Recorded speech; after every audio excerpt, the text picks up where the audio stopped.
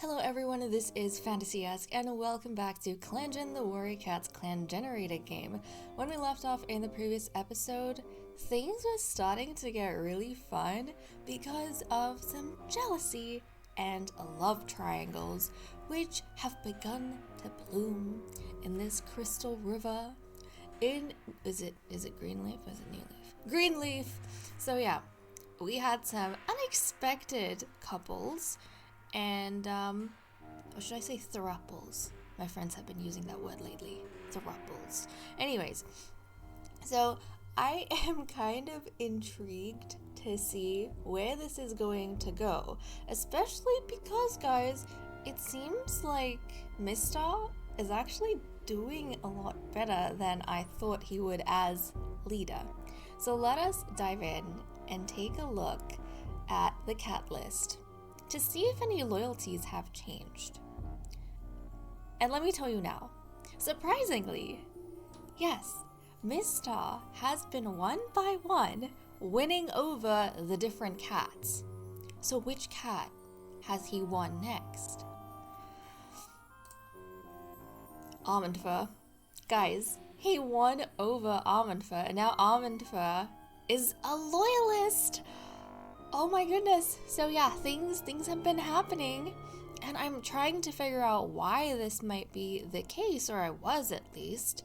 And the only thing I could kind of come up with was maybe the more Almond Fur is spending time with Slopefleck and learning about the prophets and the prophecies. Oh, well, I don't know about prophecy per se, but about the words of StarClan and the exits and Luminous Clan. The more convinced he is becoming that the prophets are not fake prophets, they're legit. So yeah, there is that, and we'll see what other interesting tidbits we might come across while we are going through the relationships, because I definitely have been enjoying actually checking up on the crushes. So I definitely want to go ahead and do that, but it looks as though the cats that are anti-loyalists are slowly diminishing. It's only like Lyrebuzz, Slowfleck, Bubbling Gale, and Greyswipe now. But who knows, at this rate, Mistar's gonna win them all over. And I would be very surprised if he did. I don't think I've only played, well, this is the second clan I've played, but we've had We've had 3 leaders. Mistar, if I count all the leaders across all the clans I have played, which again is only 2, Mistar is the 4th leader. The last clan had 3 leaders, but I only checked the loyalists for 2 of them. And I have never had a leader who has essentially earned the loyalty of every single one of the cats in their clan. So that would be very, very intriguing. But I haven't seen this situation before, where a leader that barely had any support has one by one kind of swayed things in his favor. So I am actually very excited for how this will go. Okay, starting off with Mistar. Wants to get to know Almond Fur better. Look at that. So Almond Fur has just newly become a loyalist to Mistar. And now Mistar, probably recognizing that, wants to maintain some of, the interest in this relationship and get to know Almond Fur a little bit better. His youngest and newest loyalist. So that is actually very exciting. And if we jump into his relationships, he and Cloudy Snarl, nothing much has changed in that regard, but look at how close he is to Slumber Roach. He has it's from his end, but he has platonic love for Slumber Roach. So I guess, to me, that shows that Mistar probably treats Slumber Roach like a brother. He kind of considers Slumber Roach as his younger brother, and it's kind of cute. That's kind of cute, and I can definitely see why the deputy is jealous of this relationship. The deputy, who has a one-sided crush on Mistar.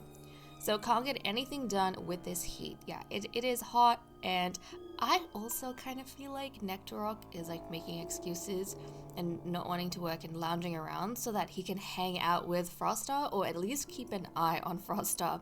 Because Frostar is either surrounded by Slumber Roach or his mate Cloudy Snarl, and Nectarok, it's can't get an opening, but it was supposed to be them two. They were supposed to be working together and hanging out together all the time. Where did these other cats come from? So yeah, he's having a little bit of problems. Still has his one-sided crush on Mistar and nothing much really, like no strong feelings for any of the other cats. And I definitely think Nectarok might be misinterpreting the fact that Mistar and Slumberroach are so close. But also, even if he knows that it's like platonic, maybe Nectarok is kind of jealous of that, because in his mind, since Mistar already has a mate in Cloudy Snarl, if Mistar was to get close to anyone else and have, you know, a strong bond with anyone else, it should have been the deputy, it should have been Nectarok. But suddenly this other warrior cat has kind of come in, who doesn't even have like one of the, you know, major ranks, and now he is become like the younger brother of Mistar. He's become the really close friend of Mistar. I think that kind of grates. That grates just a little bit at Nectarok. Okay, Lyrebuzz is a bit annoyed today. Why are you annoyed? I want to know why you're annoyed. And in terms of his relationships, he still likes Dark Pounce, and in his case, it is not a one-sided crush, but we don't have any other like really strong feelings. So that's something to keep an eye on. Cloudy Snarl can't get anything done with this heat. Guys, what was I saying? The deputy doesn't want to get stuff done because he's like keeping an eye on the leader to see what he's up to.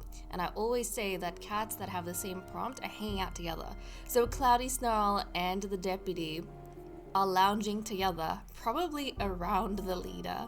You can kind of see why the deputy doesn't want to leave. And obviously Cloudy Snarl, you know, she likes being cute with Mistar, so she's going to be around him if she can't work during the heat. So, I love that. I love that.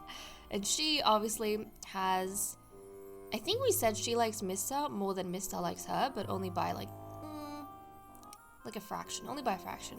But yeah, she still has like a bit of a crush on her mate Mistar, and nothing really has changed in that regard. She doesn't have any strong feelings for any of the other cats. Dark Pounce is finding the buzzing of cicadas annoying. Dark Pounce, who always has a lot on her mind because she has one of the more complicated relationships. She has feelings, or she has a crush on both Slumberroach and Lyrebuzz. For now though, it seems as though she likes Slumberroach a little bit more than she likes Lyrebuzz. So I think maybe that's why Lyrebuzz is annoyed. Maybe he's started to notice that Dark Pounce and Slumberroach have like more opportunities to do stuff together and hang out together and like go on patrols together, but he can't. As the medicine cat, he's kind of always busy, and maybe that irritates him just a little bit because he can literally see the girl that he is about to win over going for some other guy. Yeah, but no other strong feelings for anyone else over here with Dark Pounce. Slopefleck helps a struggling clanmate. Okay, let's go ahead and check who he is helping. So we'll see who he has the closest relationship with. Nectarok. Okay, so he is actually helping Nectarok. I wonder, he actually hangs out a lot with Nectarok, and we were talking about, you know, reasons why this might be, but it seems as though he has platonic love for Nectarok, so Slowfleck kind of sees Nectarok as an older brother, I suppose. So that's kind of cute, that maybe that's why, despite his differences, he sticks up for Nectarok, despite what he thinks about Mistar, and Mistar, you know, maybe Mistar should have stepped down since he was prophet as leader. Whatever Slowfleck feels about the other prophets, or Mistar specifically, he's actually very, very close and affectionate with Nectarok. So that actually makes a whole lot of sense to me. And maybe when he sees Nectarok bumbling so much, he wants to step in to like help him. So that's kind of nice. And I imagine Slowfleck is probably talking with Nectarok, and maybe Slowfleck is one of the few people, or probably the only person, I reckon, the only other cat who actually knows Nectarok has a one-sided crush on Mistar. So maybe that's why they have like a little bit of a bond going on, because I don't know if Nectarok would tell him, because Nectarok doesn't feel that close. Nectarok doesn't actually feel that close to Slopefleck, I think. He doesn't have strong feelings. This is from Slopefleck's end. Slopefleck views him as kind of like an older brother. So I wonder if Nectarok hasn't said anything maybe to Slopefleck, but Slopefleck, he's loving and I imagine a bit perceptive, and he can kind of tell based on Nectarok's behavior. He can tell that he likes Mistar and has like a one-sided crush. So he's trying to help, like, talk to Nectarok very ambiguously, not pointedly, but you know, helping him with advice and those kind of things about, maybe you can go do this activity with the leader. Hey, what about that? Don't you think you and the leader need to go discuss, you know, patrols or something, or scouting? I think that's what Slowfleck is doing, which is adorable. But he doesn't really have any sort of strong feelings for anyone other than Nectarok as like a brotherly thing. Okay, Slumberroach is looking forward to today.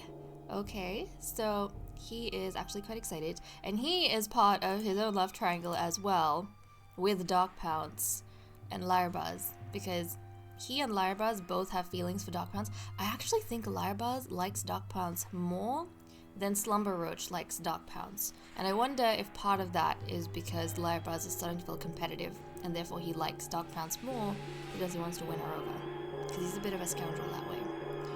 But Dark Pounce, you know, she likes Slumberroach a little bit more. So we have that going on.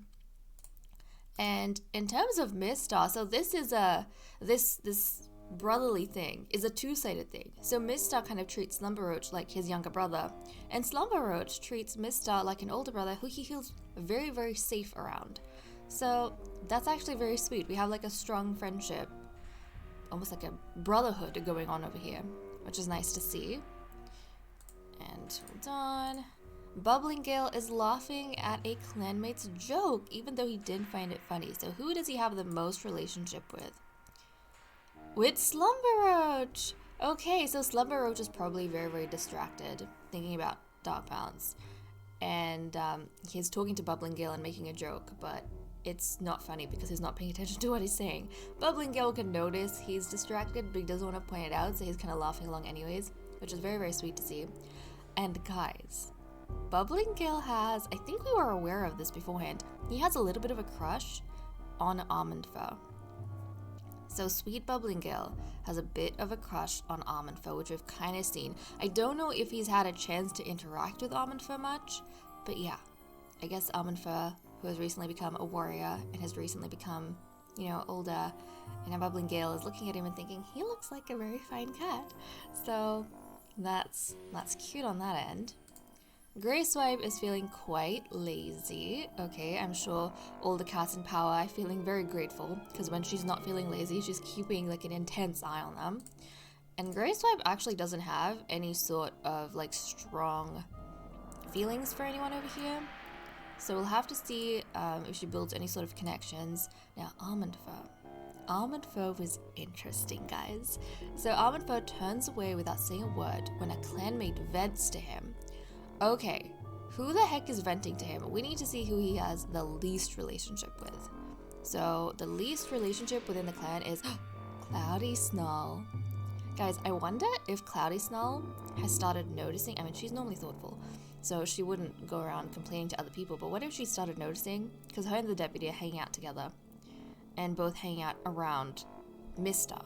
What if, as Mistar's mate, who likes him more, she started noticing that the deputy has one-sided feelings for like Mistar, and the deputy is always kind of lingering around.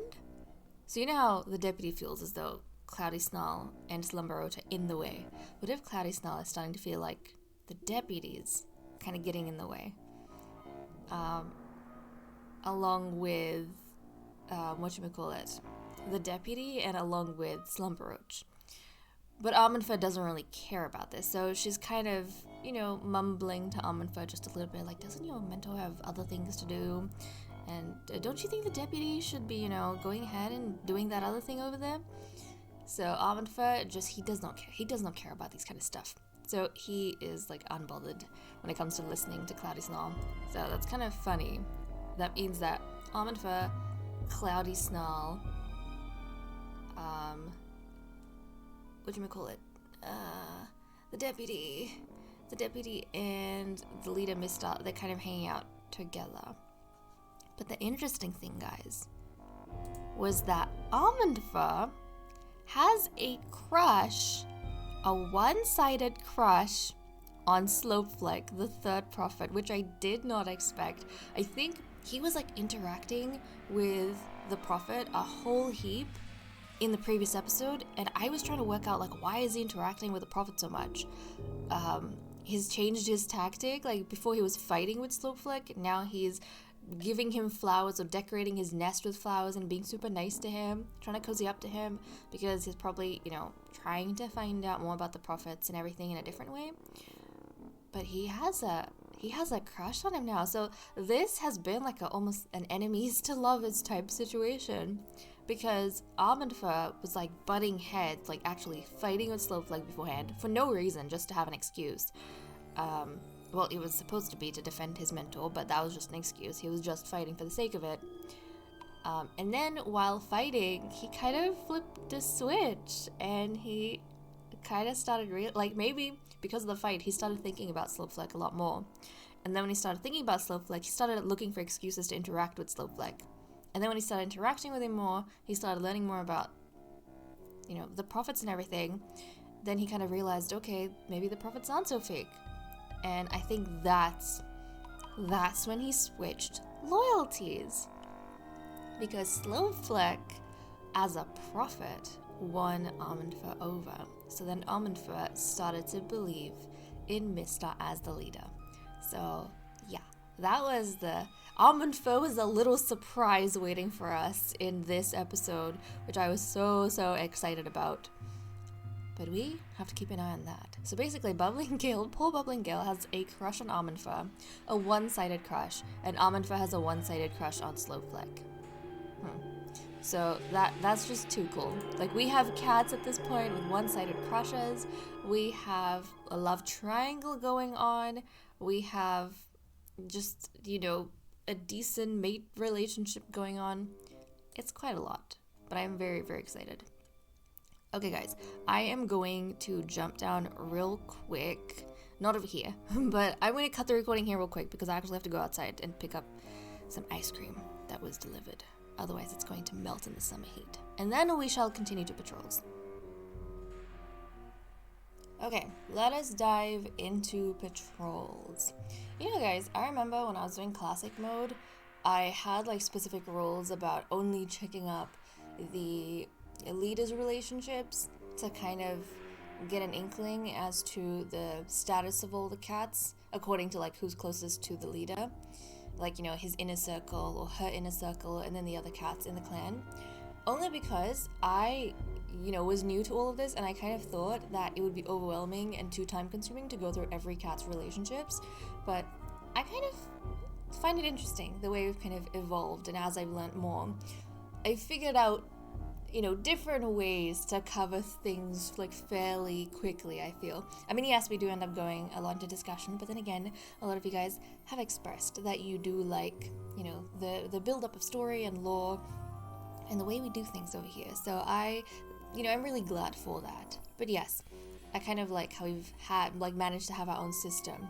For now, it's kind of like checking up. I usually try at the end of the episodes, or no, before I begin an episode, I go through all the relationships, obviously to check loyalties, but also I like taking note of special things like crushes that develop, so, you know, the romantic feelings, and then the green bars. I consider them like strong feelings that cats have about other cats, and they help give us an inkling, and it's kind of like a thing to note, but I don't really, other than like their romantic likes, I don't go through every little thing or aspect of their relationship with another cat. And then, you know, the way we do things according to the prompts that we get. Anyways, let us dive into patrols. I just find it interesting how the way you play kind of evolves with time. Okay, like if I were to do the way I do things now, back in classic mode when I didn't know anything, I would have died. But no, I understand now. I understand. I have become learned. Okay. Let us send Lyrebuzz out to get his medicine. So I'm not too worried about Prey this time around because, you know, we have so much, guys. We have so much. I don't even have to be concerned. Okay. Lyrebuzz has finally put enough time aside to go search for Time. Thankfully, he doesn't have to go far, and being among Time's calming scent makes gathering it quite pleasant. To Lyrebuzz's excitement, he has just spotted a huge patch of goldenrod, and hurries over to collect it as much as he can carry. So goldenrod and Time were gathered, which is very, very nice. So he's always doing a great job. And now it is time for our patrols. And I'm very, very intrigued about what the deputy, or how the deputy is going to assign everyone, because of the recent drama that we have uncovered with the deputy wanting time with Mister, but then, you know, Slumber Roach getting in the way. And now Slumber Roach doesn't even have an apprentice to look after. So, you know, it's possible for him to be even more distracted. Although, I think the deputy is just being, like, I think Nectarrock is just being over dramatic, because Slumber Roach is into dog pounds. Like, he's not even fighting with you for Mister. Your attention is on the wrong cat, Nectarrock. But let's go ahead and see who he has assigned. Okay, so Nectarrock, Mister, Almond Fur, Slopefleck, Dog Pounce, and Grey Swipe. I kind of love that. I kind of love that. He's decided that, no. Slumber Roach is not going to be on patrol. I literally cannot get rid of him around Mister during camp. No, patrol, he is going with Bubbling Gale. They are going elsewhere, and I'm gonna stick with Mister.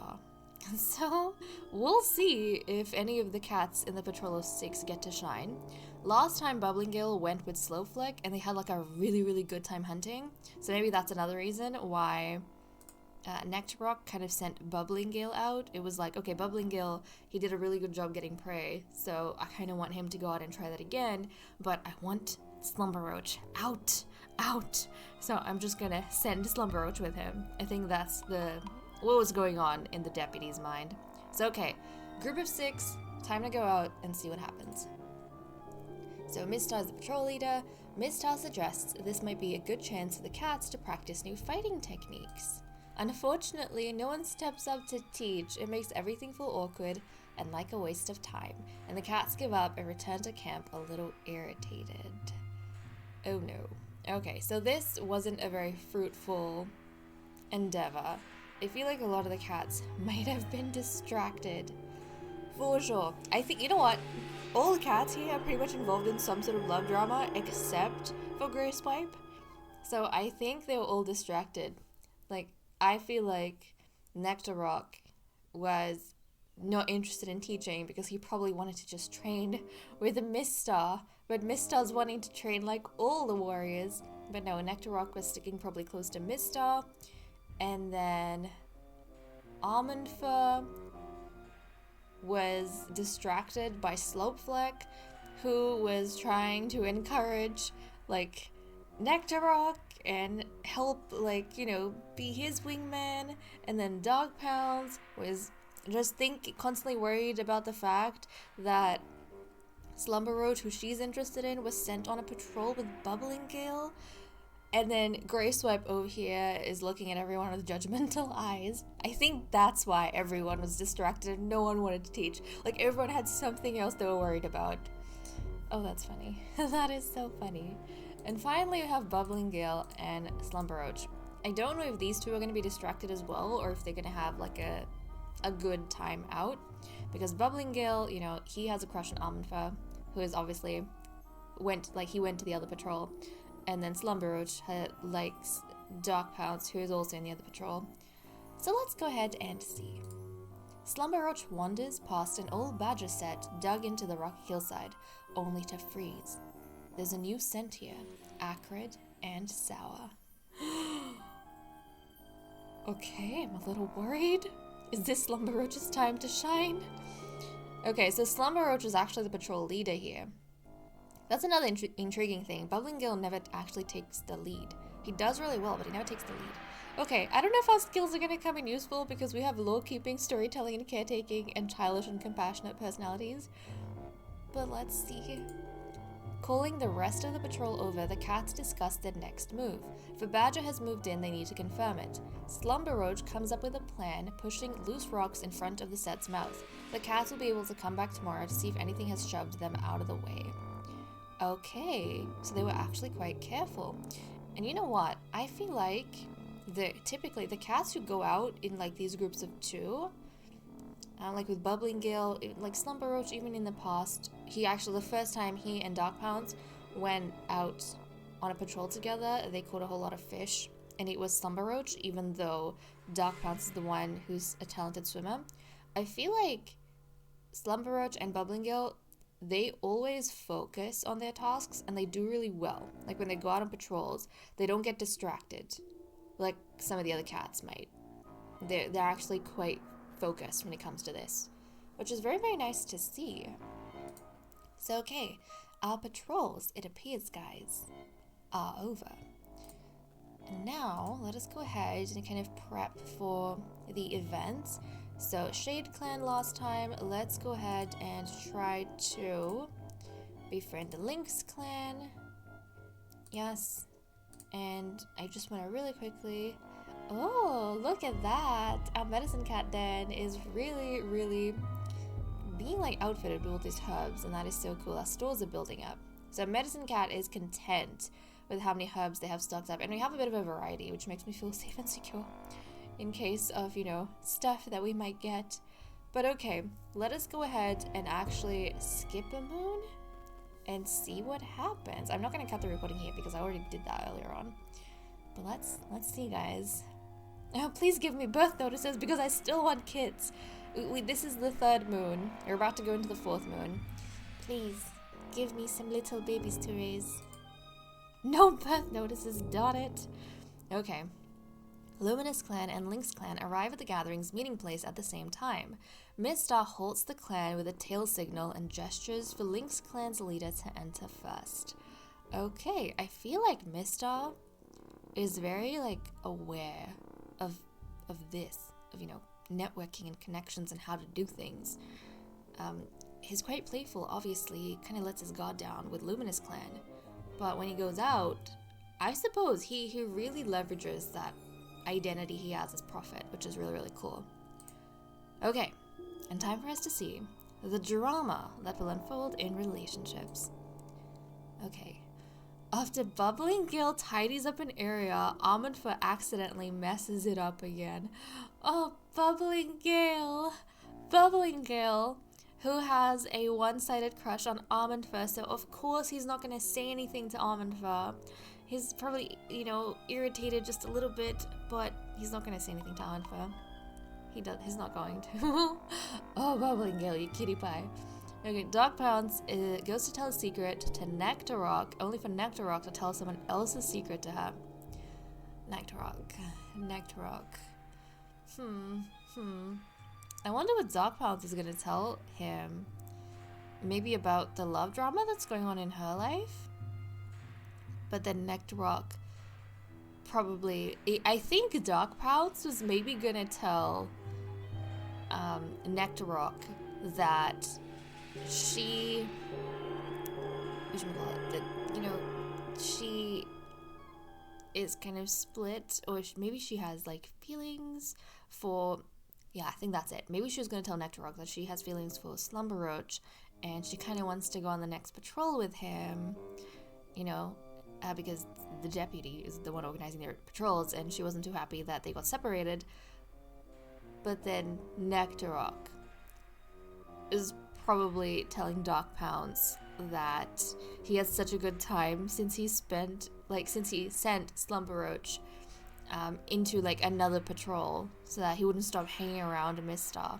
And Dark Pounce kind of realized, like, okay, maybe I shouldn't be telling the deputy my personal matters, because it seems like the deputy is distracted with his own personal matters. So yeah, maybe that's what happened. Okay, Dark Pounce is sharing the latest gossip she heard over the border with Armandfur. Okay, so these two are bonding just a little bit, and it seems it's gossip over the border, so nothing to do with our clan, but something to do with the clans beyond the exit, probably. Either that, or it could be the lightless cats. Something to do with the lightless cats. Okay, Almond Fur has a talent that Lyrebuzz wants to have. Oh, so Lyrebuzz is a little bit jealous of Almond Fur. You know what? This makes sense to me because Almond Fur was spending some time talking with Dark Pounce, and Lyrebuzz has been, like, he started off on a very good note with Dark Pounce, but then ever since Slumber Roach has kind of come into the equation, things have gone sideways, and so maybe he's finding it difficult to actually speak and interact with Dark Pounce these days, whereas Almond Fur, you know, he's like unattached and is just casually talking to her. Maybe Lyrebuzz is like jealous of the fact that Almond Fur can have conversations or opportunities with Dark Pounce so easily. Okay, Lyrebuzz jumps in a puddle, splashing Greyswipe to a surprise. Greyswipe laughs. Oh, that's nice. Greyswipe actually hasn't built any sort of strong relationships with any of the cats, so if she starts becoming friends with the medicine cat, that would actually be quite cute. Okay, I always see her as a bit of a... I think she's righteous, but she comes across as a bit of a grumpy cat to me. Okay, Slumber Roach is letting Nectarock share his troubles with him, hoping he'll feel better afterwards. Okay, so these two had a bit of a bonding moment. I wonder if Nectarock went over to Slumber Roach to like grumble and complain about how he's spending like too much time hanging around the leader now that he doesn't have an apprentice. But then Slumber Roach probably kind of just told him that he sees Mistar as, you know, an older brother, and Mistar sees him as a younger brother, and maybe he kind of helped alleviate some of the concern that Nectarock had. Like, he basically let Nectarock know there's nothing going on here, we kind of just see each other as brothers, and that's the only reason we hang out together. And I think after that, Nectarock is actually feeling a lot better, which is kind of cool. Hopefully that is the case. But yeah, I think he, without realizing it, kind of clarified on his end. Okay, Slowfleck motivated Mistar to get out of his nest this morning. Okay, I wonder if Slowfleck is going to be the next cat that Mistar wins over. So he's like trying to be a bit more helpful. I feel like Slowfleck has been secretly trying to wingman Nectarock and Mistar because he is really close to Nectarock. But yeah, maybe that's why. Maybe that's why he woke up Mistar. You know, like, Nectarock's outside. Go see him. Okay, Mistar eats with Greyswipe all the time. Or maybe Greyswipe is going to be the next cat he wins over. So Mistar is doing his best to continue making connections with the other cats, which is super, super cool to see. Almond Fur brings Cloudy Snarl herbs from the medicine cat den for a headache. Oh, that's so sweet of him. That is so nice of him. But he's always got, I feel, another layer of reasoning beyond, like, for his actions. I wonder what's the case with this. What is the case with this? It surely can't be. I mean, wasn't Cloudy Snarl? Actually, hold up. I think a few episodes ago, Cloudy Snarl was the cat who was suspicious of Almond Paw at the time, and the way Almond Paw was acting. And then Almond Paw kind of did a 180, and he impressed her with his bravery. But I wonder if Almond Fur, from time to time, tries to get on Cloudy Snarl's good side, because Cloudy Snarl was one of the cats who was kind of always more wary around him. And if he's interested in Slopefleck, one of the prophets, and Cloudy Snarl is a mate to one of the prophets, then Almond Fur, you know, doesn't want potential problems there. Because if Cloudy Snarl kind of says something in the prophet crowd, then, you know, it might get back to Slopefleck, and then he might have a poor opinion of Almond Fur. Okay, Cloudy Snarl learns a helpful skill from Greyswipe. Okay, our two she-cats are getting along.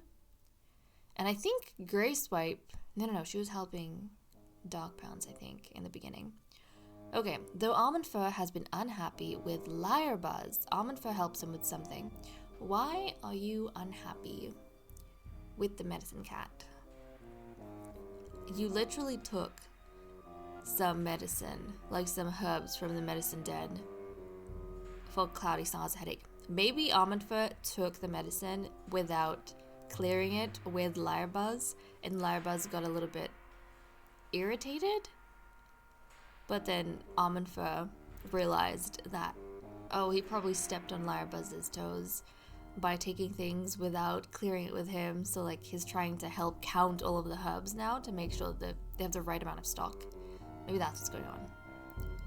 Okay, Grey Swipe finds a bit of fluff that smells like Cloudy Snarl and adds it to her nest. I mean, they have been getting along together quite well, so who knows, they might end up becoming really nice friends.